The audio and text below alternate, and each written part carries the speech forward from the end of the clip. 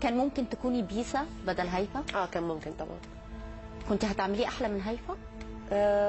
ممكن، على اساس ان انا دي مهنتي، انا ممثله فاهمه، غير لما يكون حد تاني دي مش مهنته جاي يجرب فيها، يا نجح يا ما نجحش، يا نفع او ما نفعش، فاهمه. نجحت هيفا ببيسا ولا لا؟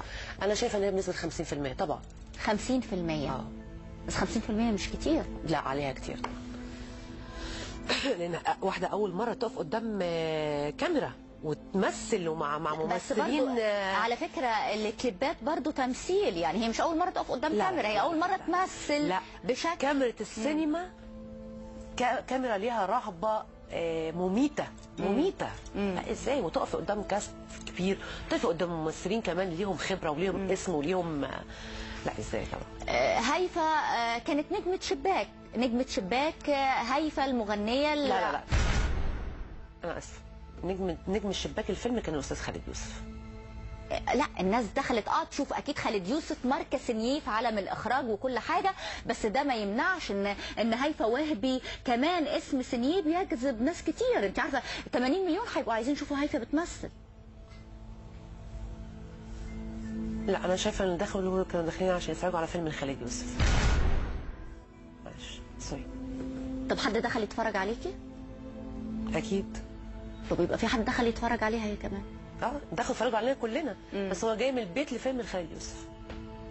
ما بتعتبريش هيفا نجحت كنجمه شباك بالفيلم ده؟ ما طلعتش. بقول لك نجم الشباك كان خالد يوسف. ايوه يعني ما بتعتبريش انها نجحت؟ ما اعرفش هم يفهموها زي ما يفهموها، بس انا شايفه ان نجم الفيلم كان خالد يوسف. قلتي برنامج الجريئه مع ايناس الدغيدي ان هيفا ما عزمتكيش على فرحها عشان خايفه على جوزها منك. لا ما قلتش كده. لا قلت كده. هي ناس قالت لي تفتكري ليه ما عزمتكيش؟ فقلت لها الله اعلم اسالوها. بس لا قلتي علشان خايفه، قلتي اي لا والله ست ما قلت كده، قلت لا ممكن اي ست حلوه تخاف من ست حلوه زيها او ممكن تاخد منها الجو بتاع، بس ما قلتش على مين.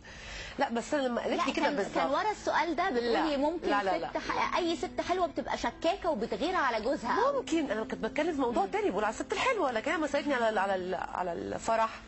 قلت لها الله اعلم ما اعرفش، اسالوها هي ما عزمتنيش ليه؟ طب ما عزمتش ناس كتير جدا، الله اعلم يعني. ممكن اسالك سؤال بدون رقابه؟ بتشوفي مين مش معديه النهارده معايا؟ بتشوفي مين الاكثر اثاره، انتي ولا هيفا قدام الكاميرا؟ اكيد انا.